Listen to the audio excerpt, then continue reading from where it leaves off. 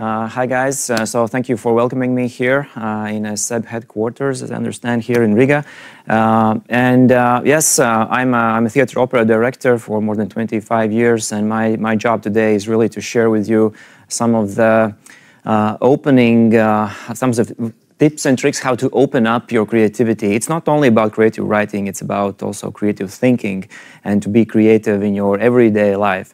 So there are like a couple of myths basically that are applicable to creativity. And the first myth, that it is something that we are like jogging in a beautiful meadow and plucking flowers and everything is in pink colors and everything is so romantic and beautiful. But by the way, if we listen and if we read something that Agatha Christie has written about the creative process, she says that usually in the first months of creativity, it is a hardcore. It is very, very hard thing to actually do, to get in the flow. And this is what Haruki Murakami and other creative people are saying. They have to get in the flow. They have to get into the state where your unconsciousness is really creating. Basically, not you, but your unconsciousness is creating. And my job today is really to show you some principles, some ways, pathways, how to, also in short term, to open up, and what could be the possibilities in the long term, really, to become creative. So some of the examples will be from my experience in theater and theater making, and some examples will be from other creative people in the world. So the main thing is, in order to start the creativity process, is to understand that it is really a learnable skill. And what do we have to learn? We have to actually learn the enemy that is like kind of opposing and hindering us to be creative. Some kind of voices in our minds that are telling us, no, this is not good enough. Others are much better. Everybody will hate this idea. So we have to really find out who is criticizing us, who is like putting the stop pedal, and who is like hindering us from coming up with very, very great and new ideas. So usually these are behavioral patterns. Usually it might be a voice of our mother from childhood. It might be also our perfectionist, our inner perfectionist, who is always evaluating and comparing to other people around us, so that it not be good enough. And the inner critic is actually the biggest censor that is really hindering all the creative processes. So we have to understand, we have to hear, and we have to consciously understand what kind of voices we have in our minds, because some of those voices are actually pro us. Some of the voices are actually are telling us, go forward, take a risk, be innovative, be original, do something that you haven't done before. And this is also my observation, that creative process for me personally is like standing in front of a very dark forest and being brave enough to take the risk, to enter the territory, to enter the space that I'm not familiar with. This is something that is very, very common to any creative process. We have to enter these spaces. We have to find possibilities to be in spaces that are not known to us. And my favorite book of all times is Rebecca Solnit's A Field Guide to Getting Lost, which I would really suggest and recommend you to read. It's only just a 2-hour-long masterpiece, very, very original work about a philosophical idea that any person in the world has to be frequently in situations where you feel lost. And these territories might be geographical territories also, by the way, but these territories might be relationship territories. These might be like book spaces where I feel lost. I cannot understand how I came upon some new books and literature spaces. So I would really suggest this Rebecca Solnit's book, Field Guide to Getting Lost. And this is a very nice inspirational first step towards for you to be original or creative and to have fun and joy.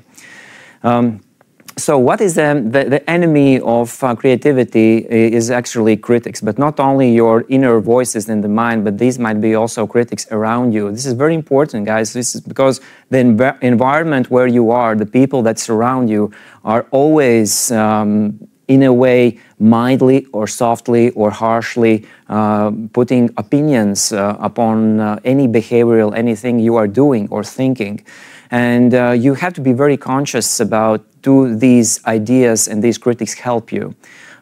My teacher in Culture Academy 25 years ago, when I was studying theater, directing, Peter Skrilovs, he said that you have to always be very, very conscious about critics from outside. And he says, divide every opinion from other people by 16. Okay, it is like he's like a framework, but basically what he is implying, you have to be very, very, you have to check every critic that comes upon you. My suggestion is try to find 2 or 3 persons who are positively inclined towards your ideas, who have achieved something that you evaluate, who are original enough and interesting enough for you, and you would like to inspire yourself from the things that these people have done. And only share your ideas with these 2 or 3 people. Only listen carefully how they analyze your ideas, your presentations, and write them down and study these 2 or 3 people. Of course, it doesn't mean that you will avoid the rest of the pack or the rest of the people around you. But your attitude has to be with respect, but it is a noise to you. We don't take into consideration the noise around us. We don't we don't feel pain about any noise. So with respect to other opinions, but I have only 2, 3 people I'm leaning towards to. So this is one of my suggestions, how to really get unstuck from critics around us, and it might also help you to bring upon a joyful and very happy inner feeling, also in respect to your inner voices. And this is a super important concept right now. Muse loves discipline. So very often we hear that I don't have a muse today. She hasn't arrived yet. She's somewhere very far away. I haven't met her for 2 or 3 months. So basically what it implies, I haven't been disciplined enough. So the main idea for opening up creativity is you have to really focus very, very hard. The focus and your input into any kind of idea generation process is what is really asking the muse to arrive.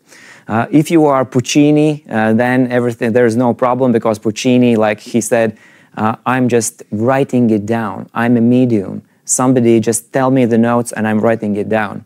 If it's this case, if you're channeling, that's fine, but normally in everyday life, we have to make very, very big input into the process. I'll just briefly explain from my experience. So when I'm creating some scenes of some theater episodes and theater plays, so the process is really very, very hard. I'm trying to seclude myself.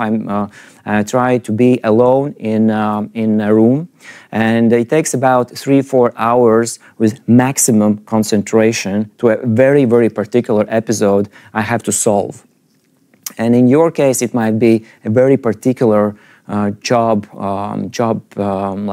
task you have to solve. But the process is really you are focusing rationally and thinking how really to solve it. You can write it down. You're focusing in your imagination, in your visual perception. But it takes energy. And for me, I have energy about 3-4 hours. And what is most important is what comes next. After 3-4 hours, when you don't have any strength and any power anymore, you have to go and wash the dishes. So why wash the dishes? Because it's a repetitive process. And you don't think anything about your task, about the things you have to solve. You let your unconsciousness to solve the riddle. And unconsciousness starts to work when you are really in some kind of repetitive mode.